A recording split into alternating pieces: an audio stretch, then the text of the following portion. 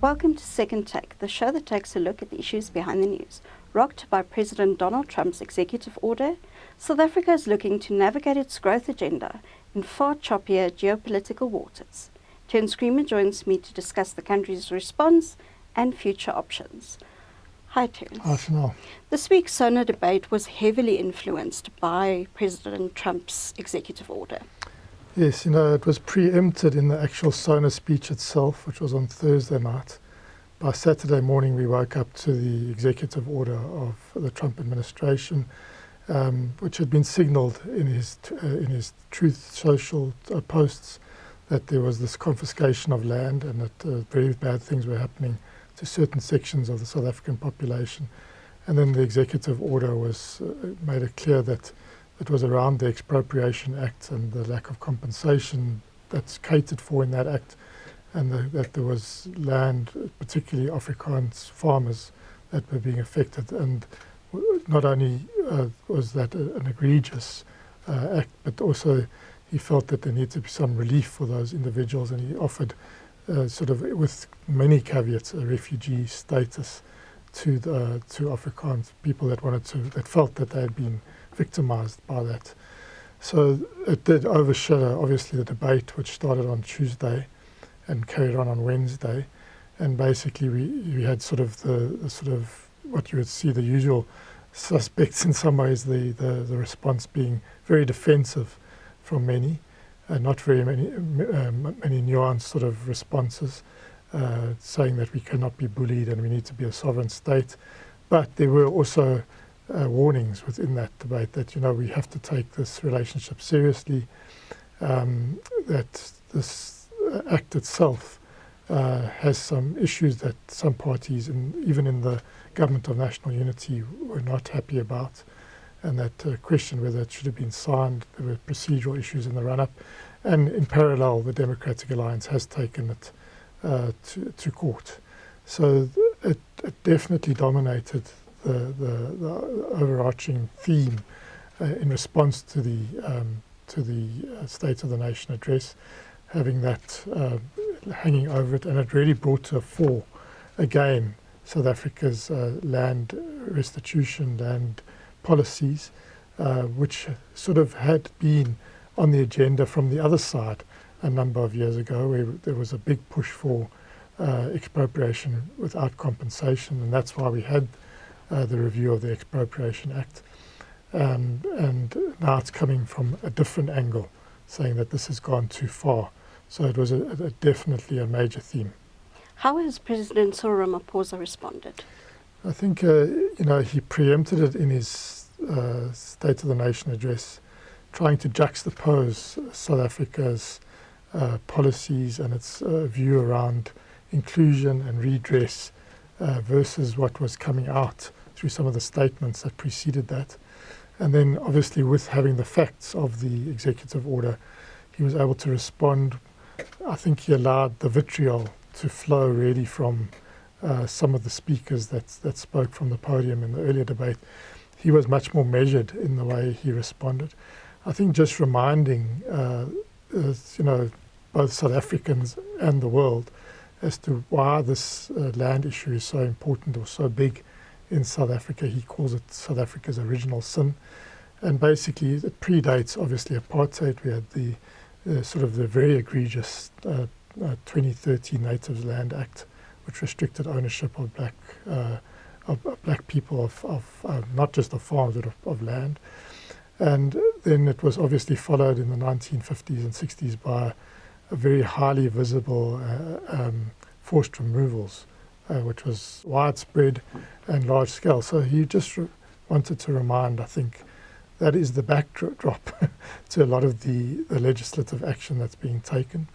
So he did that, I think, quite well. And I think also importantly, underlining that South Africa's constitution makes it clear that there can be no forced removals ever again. It has to be a fair process. He didn't really address the nil compensation that's in the Expropriation Act, and I think that will play out now within the courts. He did explain that the president only doesn't sign a law when the president, whether he or she feels that there's unconstitutionality. And obviously in this instance, he was saying he didn't see that. It's a line to the redress that the Constitution allows. But we'll see how the court responds, because it's not only the nil compensation that the DA is questioning and the content, they're also questioning the process of how that act went through Parliament. So it will be an important milestone.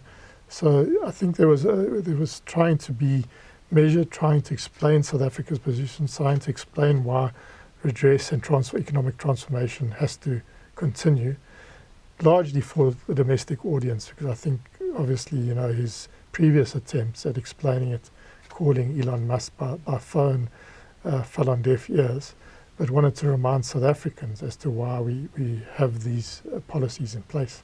What does this mean for the GNU and for growth? I think the GNU remains intact. These are issues that are obviously the 10 parties in the GNU have very different feelings about.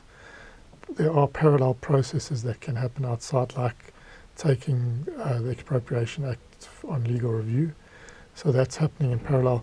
But on the whole, the GNU parties held the line. I think during the debate there was obviously tensions and difference and disagreements. But where there's definite common cause is that the GNU is our best chance to grow this economy. And growth is the key thing that's going to help sort of lift people out of poverty and facilitate the fiscal, give the fiscal space to do the redress where necessary, and it is still necessary. So so I think that there was very good inputs made by, for instance, the leader of the Democratic Alliance, John Steenhuisen, saying that we need to be united and face this new threat. There were inputs about really trying to how do we deal with this fact-free sort of diplomacy, and there was a lot of hand-wringing around that. But I think generally the GNU partners are saying, well, this is still our best hope to grow and develop South Africa. Yes, we don't agree on everything, but we are going to stick with it for now. Obviously, over the length of the full 5 years, we'll have to see how it unfolds. But it seems that there is a sense of common purpose. If not, there's not full unity. There's definitely common purpose, which is dominating at the moment. What can South Africa do to improve its prospects, given Washington's hostility? Well, it's actually in a unique diplomatic space in the sense that it's got this G20 presidency. So it's going to be speaking to a lot of people, a lot of powerful governments other than Washington over the next few months in the run-up to that. We saw a very interesting sort of attempt to sort of side with South Africa from the EU ambassadors this week, saying we agree with South Africa's non-racialism, non-sexism stance, its inclusive approach, which these are issues that have come up from the Trump administration to say we don't agree with it. They're pushing back heavily against diversity and inclusion. That's a big theme of theirs, as well as they disagree with us on climate. But so we got this support coming out of the European bloc. But all of us are shaken and all of us are uncertain how to manage this time. The attempts so far have fallen on deaf ears.